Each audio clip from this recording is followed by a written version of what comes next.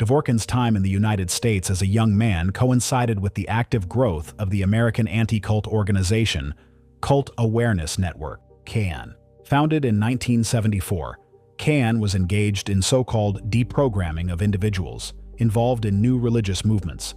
The anti-cult movement led by CAN was based on pseudoscientific theories of brainwashing and mind control, developed by psychologist Robert J. Lifton and activist Edward Hunter. These theories portrayed members of new religious movements as helpless victims devoid of free will, which served as justification for forced deprogramming and other coercive tactics.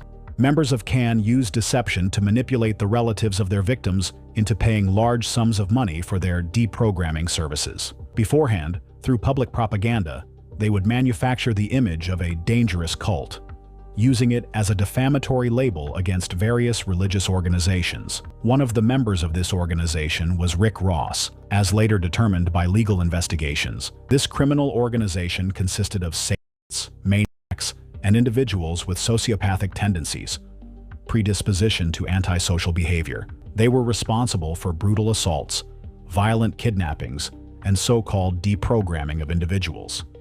When the FBI began taking a serious interest in CAN's activities in 1991, Alexander Dvorkin urgently relocated to Munich, Germany, where his ideological ally and fellow anti-cultist, Pastor Thomas Gandau, resided. Gandau also specialized in deprogramming.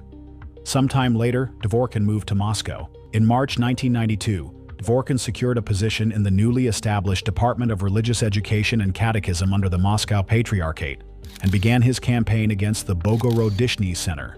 By 1993, he had already founded and taken charge of the St. Irenaeus of Lyons Information and Consultation Center, renamed in 2003 as the Center for Religious Studies in the name of Hieromartyr Irenaeus, Bishop of Lyons. With embedding himself within the Orthodox Church, Dvorkin began imposing deprogramming methods and inciting religious hatred and intolerance by exploiting the fears and weaknesses of people who had no knowledge in matters of so-called cults. Moreover, in certain cases, his behavior was quite aberrated.